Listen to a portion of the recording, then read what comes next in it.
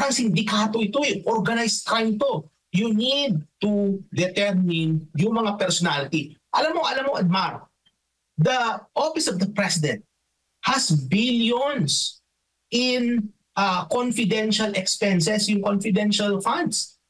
Why not use the full might and resources of your office, Mr. President? Gamitin mo na yung confidential funds na yan.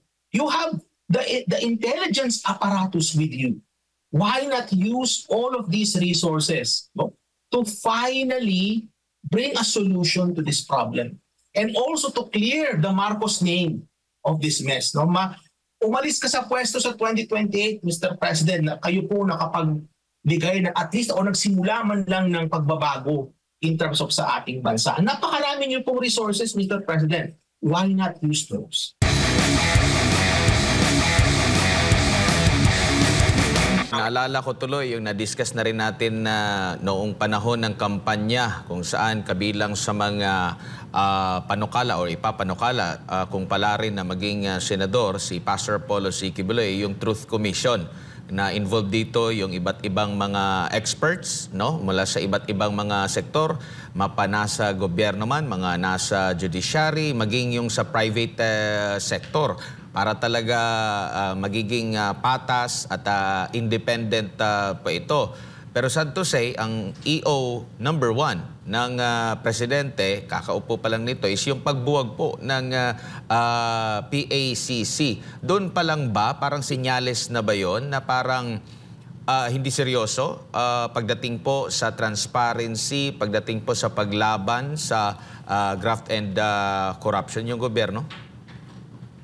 Alam mo, una, Bes Admar, the fact that Marcos Jr. ran for the presidency, that tells us alone na hindi siya credible in terms of weeding out graft and corruption.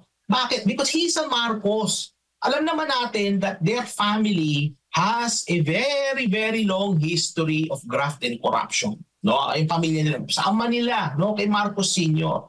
And I don't see him really as serious in terms of really transforming the country, weeding out graft and corruption. I don't see the seriousness in him, with all due respect to the president. I don't see it happening under his watch.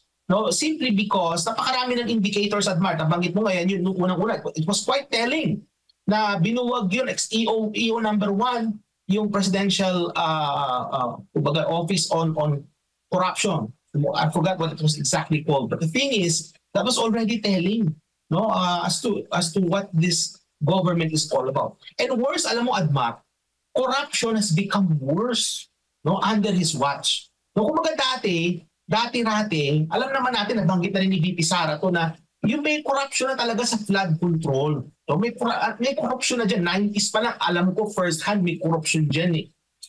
Pero the thing is, naging mas malala ngayon. Partly probably because mas malala ang climate change ngayon. Pero mas malala rin yung pagnanakaw. Kasi kung lumalala yung climate change, dapat nagre-respond din yung ating infrastructure doon sa climate change. And yet, makita mo hindi nga, wala nga ghost project na eh. So, kumbaga, corruption at this point in our history has become so worse to the point na we no longer see 50% of public funds going to graft and corruption. There are certain instances na nabanggit ko kanina that as much as up to 100% goes to graft and corruption. So, kumbaga alam mo, Admar, sabi nga ni Pangulong Marcos Jr., mahiya naman kayo. Dapat sabihin din nga sa sarili niya na mahiya naman siya.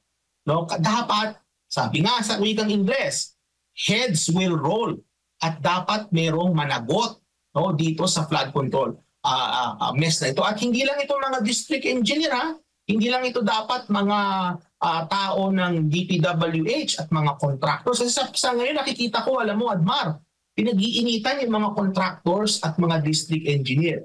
And nabanggit natin kanina, it goes beyond these people. Parang sindikato ito, organized crime to. You need to determine yung mga personality. Alam mo, Admar, the Office of the President has billions in confidential expenses, yung confidential funds. why not use the full might and resources of your office, Mr. President? Gamitin mo na yung confidential funds na yan. You have the intelligence apparatus with you. Why not use all of these resources, no, to finally bring a solution to this problem? And also to clear the Marcos name of this mess. No?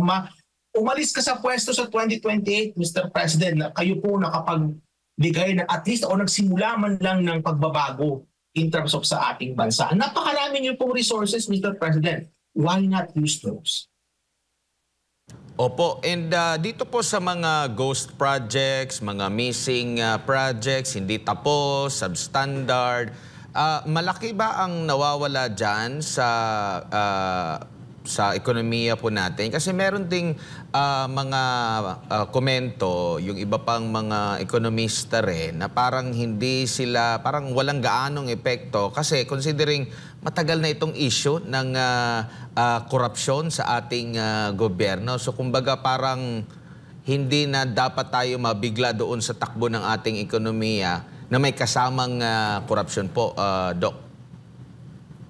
Kasi alam mo, kung ang isang proyekto, kagaya ng infrastructure project, naging totoo yan, no? Hindi ghost project at maayos yung pagkakagawa, at pinag-isipan, no? At yan ay base sa pag-aaral, yan ay magbibigay ng positibong epekto doon sa mga ekonomiya, doon sa local economies kung saan nandun yung project.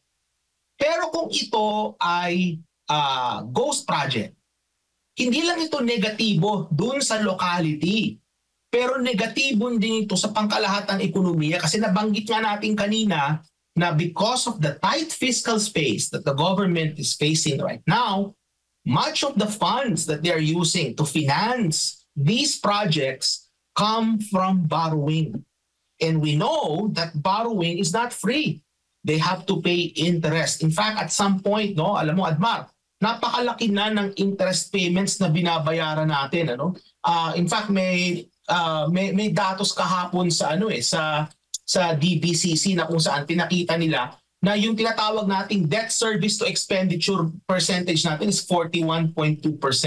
So kumbaga sa kabuong budget, parang lumalabas yung debt service to expenditure is 41% na pagbabayad ng utang. And worse, we know, yan, nasa screen natin. And worse, we know na much of these debt inapunta lang po sa graft and corruption. So kumbaga mga kababayan, kung kayo po ngayong umaga, noon, tikinig po kayo sa SMNI, mga nandyan sa Pilipinas, papunta po kayo sa trabaho, kakayod na naman po kayo para kaltasan kayo ng buwis, para po pondohan, no, yung mga mararayang lifestyle ng mga sangkot sa mga iba't ibang korupsyon sa ating gobyerno. Isipin niyo po yan palagi mga kababayan, ha? Gising kayo sa umaga, punta po kayo sa trabaho, no? O kaya makita niyo yung inyong pay stub, no? Yung inyong pay slip, makita po ninyo doon kung magkano yung dinedak na buwis sa inyo. Yung pong buwis na yon, more or less, napunta po yun sa graft and corruption. Di ba nakakalungkot yun mga kababayan? O kaya at some point, we need to wake up, we need to do something. Kasi hindi pwedeng ganito na lang ng ganito palagi. Ano? Kung gusto po natin talaga na magkaroon ng pagbabago sa ating sistema, dapat tayo po mismo, sa atin po mismo magsimula yan. Magsimula po tayo, pag-usap sa ating pamilya, no? Pag-usapan niyo po sa bahay. At pag yan po ay kumalat, sana naman po ay magkaroon ng pagbabago sa atin. Para magkaroon naman po ng positibong pagbabago po para sa ating bansa.